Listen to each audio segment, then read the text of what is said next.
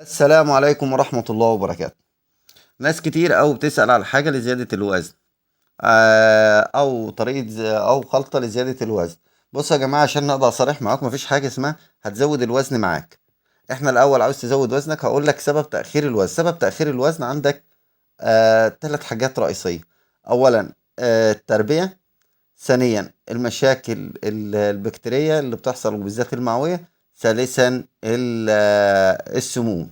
لو قضيت على الثلاث حاجات دول او اشتغلت معاهم صح، ان شاء الله باذن الله تعالى مش هتعاني من تاخر في الوزن ولا تاخر في سحب العلف ولا سرطه في قطيعك.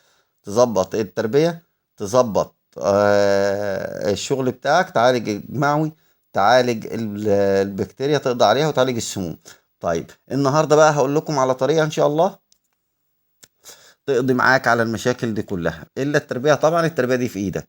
اولا يا جماعه، حاجه سهله جدا بسيطه جدا هتقضي معاك على اي بكتيريا معويه نشطه عندك في الفراخ، وممكن تنفسيه كمان. لان زي ما انتم عارفين ان البكتيريا النافعه بتطرد البكتيريا الضاره. وان شاء الله باذن الله مش هتخلي عندك سموم في الفراخ خالص. حتى لو في سموم في الدم ان شاء الله باذن الله، مش بس سموم في الكبد، هتقضي عليها. طيب طريقتنا النهارده يا جماعه هي سهله جدا. اولا مكونين اتنين هتحضرهم بطريقه سهله جدا. اولا هتجيب عسل ابيض وخميره بيره. هتنزل بمقدار نص جرام خميره للتر مع نص سنتي عسل ابيض للتر. طيب طريقه التحضير يا جماعه، شويه ميه دافيين الصبح. هتجيب مثلا فراخك انت عندك بيشربهم 10 لتر ميه او 20 لتر ميه او 30 لتر ميه، نقول في الوسط 20 لتر ميه.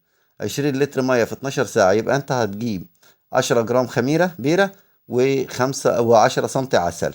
دفي شويه ميه، تسخنهم وتحط تسخن شويه ميه او تدفيهم وتحط فيهم المقدار بتاعك من الخميره والعسل للميه اللي هتكفي الجرعه ال 12 ساعه.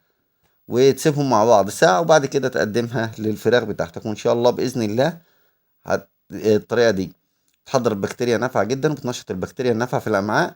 كمان بتطرد البكتيريا الضارة، بتطرد السموم من الجسم كله سواء في الكبد أو في الدم. كمان غسيل كويس جدا للكلى أو مطهر كمان للكلى، منشط للكلى، منشط للكبد، منشط للبكتيريا النافعة، محسن للهضم. كمان فاتح شهية.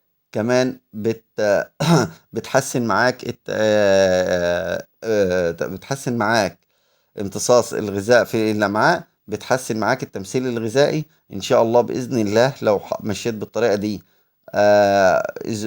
5 أيام في الأسبوع، 4 أيام في الأسبوع، على مدار الدورة كل أسبوع هتنزلها من 4 ل5 أيام إن شاء الله بإذن الله، مش هتحتاج لأي أدوية. مش هيبقى عندك فراخ متأخرة في الوزن، مش هيبقى عندك مشاكل معوية. لو لا قدر الله حسيت إن الخميرة عاملة معاك أي نسبة إسهالات، هت هتنزل قصادهم 12 ساعة تانيين. اللهم ذكرني بما نسيت. الفلاجيل هتنزله 2 سم للتر ال 12 ساعة التانيين، وإن شاء الله مش هيحصل معاك إسهالات خالص ومش هتشوفها. وكمان العسل الأبيض غير العسل الأسود. العسل الأسود منه مضر للبول، بيعمل معاك إسهالات. إنما وكمان السكريات فيه فبتزود معاك الإسهالات. إنما العسل الأبيض السكر فيه ما بيعملش إسهالات في الفراخ. إن شاء الله بإذن الله تشتغل بالخلطة دي 3 أيام، 4 أيام، 5 أيام في الأسبوع، إن شاء الله مش هتحتاج لأي علاج. كمان هتطلع فراخ متربية تربية بيتي بدون أي مضادات حيوية، بدون أي مشاكل، بدون أي معاناة. هتحقق أوزان كويسة جدا في فترة عمر قليلة جدا. أنا بسمع حاجات كتير أوي، الناس بتربي 40 يوم و45 يوم عشان تطلع فراخ 2 كيلو وربع و2 كيلو ونص. والكلام ده أصلا شغالين فيه من 30 ل 32 يوم. إن شاء الله بإذن الله تستعملوا الخلطة دي وتدعوا لنا، وإن شاء الله بإذن الله مش هتشوف أي مشاكل تاني في فراخك من تأخر الوزن أو الصرد. وكده أقدر أقول لكم السلام عليكم ورحمة الله وبركاته.